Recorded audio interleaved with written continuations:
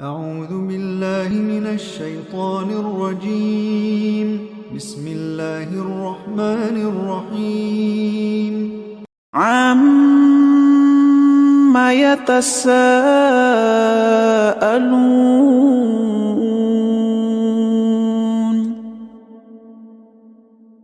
عَنِ النَّبَإِ الْعَظِيمِ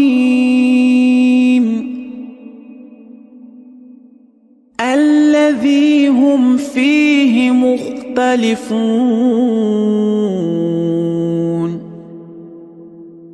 كَلَّا سَيَعْلَمُونَ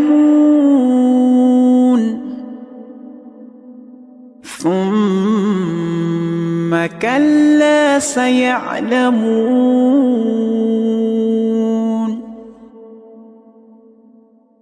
أَلَمْ نَجْعَلِ الْأَرْضَ مِهَادًا وَالْجِبَالَ أَوْتَادًا وَخَلَقْنَاكُمْ أَزْوَاجًا وَجَعَلْنَا نَوْمَكُمْ سُبَاتًا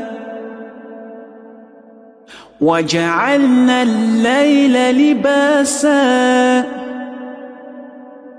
وَجَعَلْنَا النَّهَارَ مَعَاشًا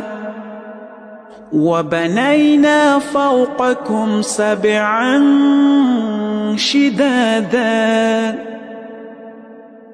وَجَعَلْنَا سِرَاجًا وَهَّاجًا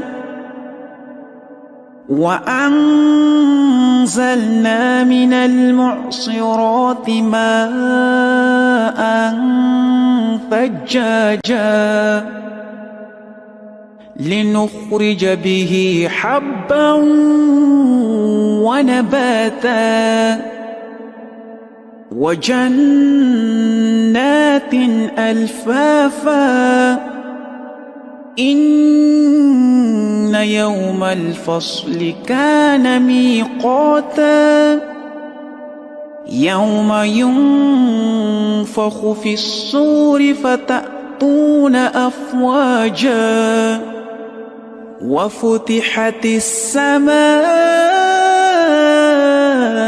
فَكَانَتْ أَبْوَابًا وَسُيِّرَتِ الْجِبَالُ فَكَانَتْ سَرَابًا إِنَّ جَهَنَّمَ كَانَتْ مِرْصَادًا لِلطَّاغِينَ مَآبًا لَابِثِينَ فِيهَا أَحْقَابًا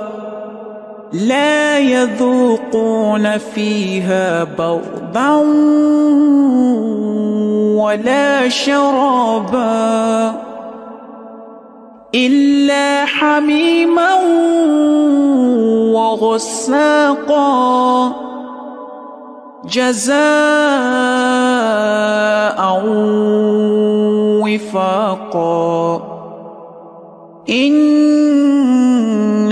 كَانُوا لَا يَرْجُونَ حِسَابًا وَكَذَّبُوا بِآيَاتِنَا كِذَّابًا